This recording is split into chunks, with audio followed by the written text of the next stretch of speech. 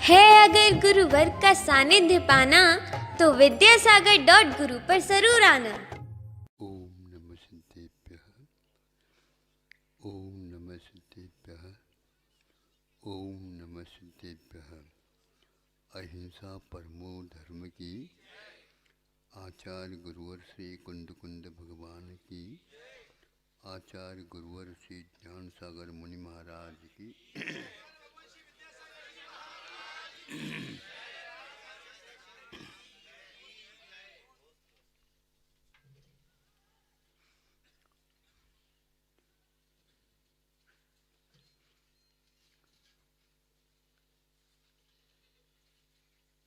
चार दानों में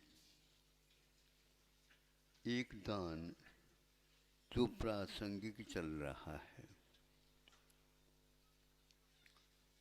दान तो प्रतिदिन होता है,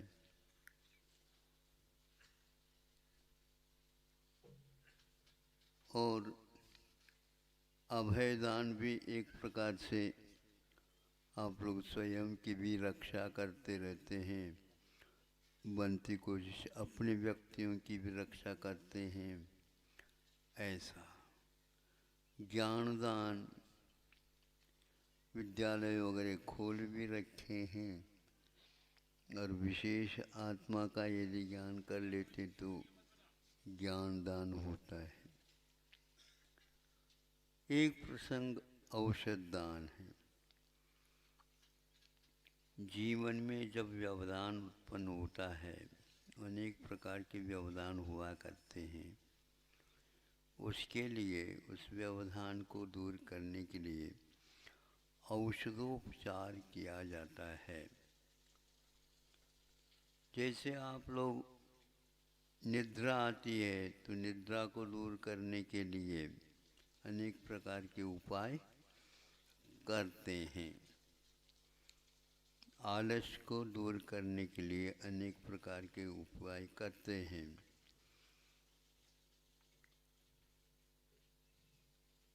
ग्रामीण भाषा में इसको ऐसे बोलता है, थोड़े से आड़े हो जाओ, हैं?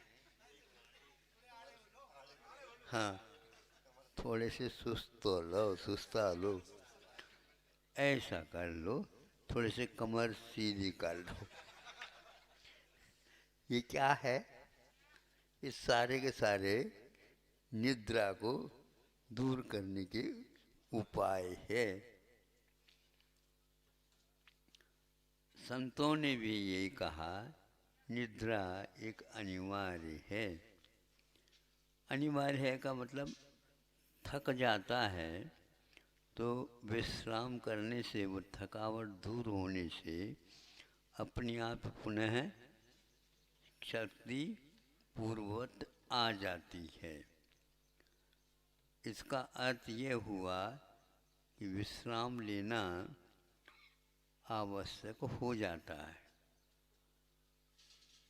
अब विश्राम लेते हैं,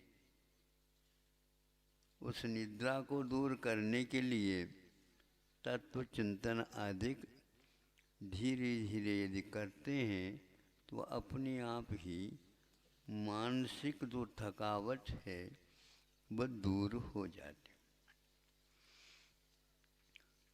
तो मानसिक थकावट को दूर होने से मन में थोड़ा उत्साह जागृत हो जाता है, उसके द्वारा वह पुनः काम करने के लिए तैयार हो जाता है। तो शरीर को अपने साथ देना ही पड़ता है।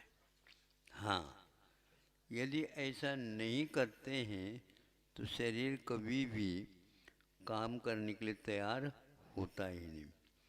तो शरीर को बनाओ अपेक्षा से मन को बनाओ। मन बना लिया, हाँ बना लिया, मन बना लिया तो सब काम हो जाता। ये बीच में धोखा देता मन बनाने के उपरांत भी, ये बहुत कठिन होता। नहीं समझे? ऐसे धोखाबाज जो मन होता है उसको क्या कहा जाए? अब वह उस व्यक्ति को ही पकड़ना पड़ेगा। इसीलिए कि ये जो धोखाबाजी है मन का कि ऐसा क्यों होता है, तो यह असंयम का दास बना हुआ है। संयम इसके लिए अच्छा नहीं लगता। और जिसके यहाँ संयम जिसको अच्छा लगता है, वह शरीर के योग्य भाड़ा दे करके और मन को भी कहता तैयार हो जाओ, और इसको चलाना तुम्हारे हाथ में है, और तुम नहीं चलाते हो तो तुम्हारे लिए भी दंड दिया जाएगा। नहीं समझे? मन को भी दंडित किया जाता है, शरीर को दंडित प्राय करी किया नहीं जाता। शरीर का दंड दंड नहीं है, मन को, मन असंयम की ओर चला जाता है तो तुम एक आसन कर लो। शरीर तो एक आसन में भी चलता है। देखो भूमियों में एक आहार, मतलब 2 बार तो आहार लेते नहीं वहाँ पर। नहीं समझे? एक ही आहार होता सुबह का, फिर दूसरे दिन। तो एक आहार एक उपवास, एक आहार एक उपवास, 2 आहार 2 एक उपवास, इस प्रकार नहीं, एक आहार और 2 उपवास, 3 उपवास और 1 आहार, इस ढंग से जघन्य, मध्यम और उत्कृष्ट के माध्यम से ये भूभूमि में व्यवस्था दी गई। कर्म भूमि वालों के लिए एक प्रकार से 2 भुक्ति का बताया, और मुनि महाराजों के लिए, श्रावकों या मतलब त्यागी के लिए एक भुक्ति ही बताई। अब इसमें अपने आप ही सिद्ध होता है कि अपने को एक ही बार लेना तो अपने आप ही वह जीवन बन जाता है। हाँ, अब कई लोग कह रहे थे 21 दिन कैसे रहेंगे, नहीं समझे? तो कुछ लोग कह रहे हैं अभी 21 दिन के लिए कहा गया है, धीरे धीरे आगे और भी बढ़ सकता है। यदि यह इसमें कमी नहीं आती है तो एक बार औषध का उपचार प्रारंभ होता है ना, तो फिर 1 हफ्ता तो ले ही लो। फिर जो है वैद्य जी कहते हैं 1 हफ्ता और लेना है। हाँ, तो पहले से 4 हफ्ते कह दें तो फिर आप घबरा जाएंगे। इस प्रकार मन को समझाया जाता है, और मन को समझ में आता है यदि नहीं मानूंगा तो भी मानना ही पड़ेगा। मनवाना जाएंगे तो अपने आप ठीक हो जाता है। यही व्यवस्था यदि जीवन में हमेशा बनी रहे तो बहुत काम हो सकता है। धर्म ध्यान करने के लिए समय तो काफ़ी मिलता है, लेकिन आलस्य के कारण, प्रमाद के कारण या असंयम की ओर का झुकाव है अनंत काल से, उसके कारण यह व्यक्ति इन समयों का उपयोग, इन क्षणों का उपयोग नहीं कर पा रहा। किंतु जैसे जैसे पूर्व की ओर हम चले जाते हैं काल की अपेक्षा से, तो उस समय आम तौर से सारे सात्विक हुआ करते थे। व्यसन तो होते ही नहीं थे। यदि व्यसन के नाम से होता तो भैया भोजन करना ही व्यसन माना जाए, एक बार तो देना पड़े, वो भी सात्विक भोजन लिया जाता था। अब वर्तमान में विदेशी लोग भारत की ओर विशेष रूप से देख रहे हैं, ये लोग कैसे कर रहे हैं, ये लोग किस प्रकार से, इनमें ज़्यादा क्यों नहीं है, ये कम क्यों है, और वो बिल्कुल ही ये काम करते जा रहे हैं। तो पूछताछ क्या, एक प्रकार से सोच विचार तो चालू हो गया। साधन सामग्री की अपेक्षा से भारत में उससे 100 गुना कम है साधन सामग्री, और उनके यहाँ सबसे ज़्यादा। भारत ने 1.5 अरब जनता लगभग है, उसके लिए लगभग 1.5 खरब राशि निकाली। नहीं समझे? 1.5 खरब 15,000 करोड़, यानी लगभग 1.5 खरब हो जाता है। और पढ़ने में सुनने में आया था 75 लाख करोड़, 75 लाख करोड़ अमेरिका ने इस समय जो स्थितियाँ आई, कोरोना स्थितियाँ है, उसके लिए निकाला। सुनते हैं इससे भी ज़्यादा इंग्लैंड ने निकाला। इससे ये स्पष्ट होता है 7.5 नील, अब नील तो कोई समझता ही नहीं, खरब ही नहीं समझ पाता, तो नील तो और कब होगा। तो 7.5 नील होता है, हमने हिसाब निकाला 75 करोड़, 75 लाख करोड़। हाँ, तो 1 लाख करोड़ में 10 खरब होते हैं। अब 75 से गुना कर दो तो नील तो आना ही है। एक नील शब्द आता है सौधर्मेंद्र के काल में 40 नील इंद्राणियां होती हैं और वो सब मुक्त हो जाती हैं। हाँ, फिर भी सौधर्मेंद्र का काल पूर्ण नहीं होता। इस प्रकार अब वह भी सोच रहा है, इतनी व्यवस्था के बाद में भी वो सोच रहा है भारत की तो नहीं के बराबर है। तो कितना वहाँ धनाढ़ देश है, लेकिन फिर भी घबराहट के अपेक्षा से वह छोटे बच्चों से भी गया बीता है। हाँ, तो ये क्या है? ये तो ये केवल जो है ना सुविधाजनक वस्तुओं के एकीकरण करना अथवा संग्रह करना महत्वपूर्ण नहीं है। आप लोगों को ज़्यादा जो नौकरी नहीं करना चाहिए। हाँ, आप जो ज़्यादा धन के लिए समय जो निकाल रहे हो ज़्यादा इकट्ठा करने के लिए, वह नौकरी है, फिर भी इसके उपरांत आपको शांति मिलने वाली नहीं है, पक्का है ये। हाँ, इसलिए जितना आवश्यक है उतना कर लो। कल के लिए क्या होगा, जो आज है उसी प्रकार कल होगा। चिंता क्यों करते हो? कर्म के अनुसार होगा। और यदि मान लो संतोष धारण करेंगे तो प्रतिक्षण में जो संतोष के कारण पुण्य का बंध होता है वो उदय में आएगा और काम में आएगा।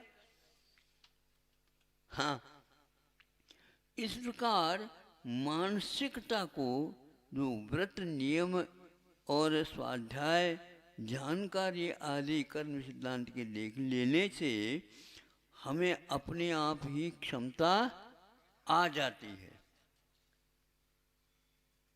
वैसे बेटे हैं तो पंजा क्या करता है? हाँ? नहीं समझे? ये क्या आ गई, बिजली कहाँ से आ गई ये? हाँ? पहले तो फैला हुआ था, पंजा था, यूं यूं क्यों, कहाँ से आ गई ये?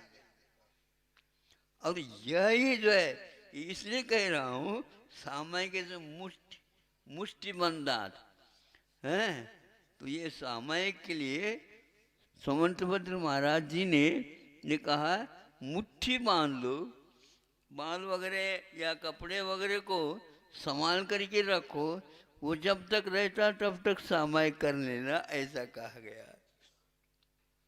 तो यह संकल्प जो है मुष्टि के लिए संकल्प चाहिए, तो वह हमेशा हमेशा बना रहेगा। और ऊर्जा इसके भीतर वचन में भी है और तन में भी है और मन में भी, इन तीनों को बल कहा है ना। अब दुर्बल नहीं है, किंतु सबल है। कौन से बल है? ये 3 बल है। मनोबल है, वचन बल है और काय बल है। काय बल को तो बहुत जगह नहीं गिना है। वचन एक बार बोल दो, अपने आप ही सामने वाला हिल जाएगा। और मन में सोच लो, फिर तो माला ले लिए हाथ में, यूं बैठ गए, देवलोक कपने लगे, सिद्ध हो गए। इनको ये विद्या सिद्ध हो गई तो हम तो इनको करना ही पड़ेगा, ये जैसे कहेंगे वैसे ही अनुसार। ऐसा है। तो मनुष्य के इर्द गिर्द परिक्रमा लगाते रहते देवता लोग, तुम उसके परिक्रमा लगाओगे तो चला जाएगा, तुम्हारा बल ही समाप्त हो जाएगा।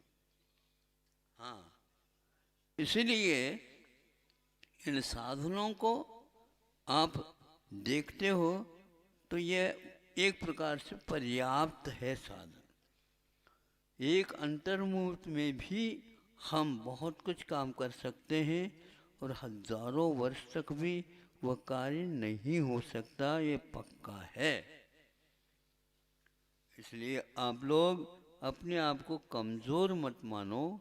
3 बल हैं, उन बलों का विपरीत काम मत लो, किंतु सही दिशा में काम लोगे तो बहुत कुछ देखो, वो घबरा रहा है, 10-15 व्यक्ति है, ये हमें ऐसा हो रहा है, ऐसा हो रहा है। घबराओ मत, नहीं समझे? घबराओ नहीं, ऐसा ऐसा कर लेना, तो उनको बल आ जाता है, उनके पीछे हो जाता है। तो ऐसा ही अब भारत के पीछे सब लोग आना चाह रहे हैं। हाँ, आ ही जाएगा, मान लो आ ही जाएंगे वो। हाँ, आना ही पड़ेगा। विश्व गुरु भारत है। नहीं, भारत जो है ना विश्व गुरु है। था तब था, अभी तो वह भी बिल्कुल कमजोर हो गया है, टाइफाइड के मरीज के अनुसार। नहीं समझे? अब मूंग की दाल के पानी के साथ प्रारंभ करना पड़ेगा। हाँ, नहीं समझे? तो फिर तो मूंग की दाल के माध्यम से अपने आप ही ये हफ्ता ले लेगा तो वह क्षमता ताकत आ जाएगी। वो दूसरे क्या समझता है, मैं तो हलवा खा लूँगा ठीक हो जाऊँगा, अब पुनः बीमार बन जाता है, तो डबल टाइफाइड हो जाता है उसका।